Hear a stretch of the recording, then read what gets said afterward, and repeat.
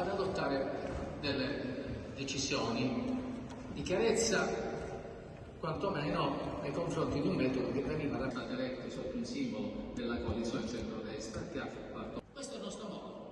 Possiamo sbagliare, ma non ti rendere conto.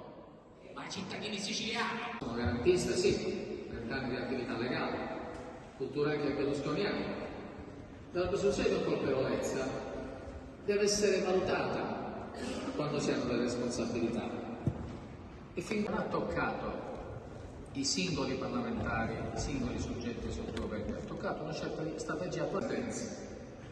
Io credo che sia doveroso attendere.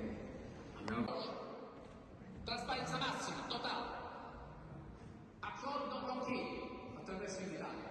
Con altri. Abbiamo sottoscritto un accordo con l'anticorruzione. Tutti gli appalti di questo governo in corruzione per la gestione di appalti da parte di Invitalia, ente pubblico di soggetto pubblico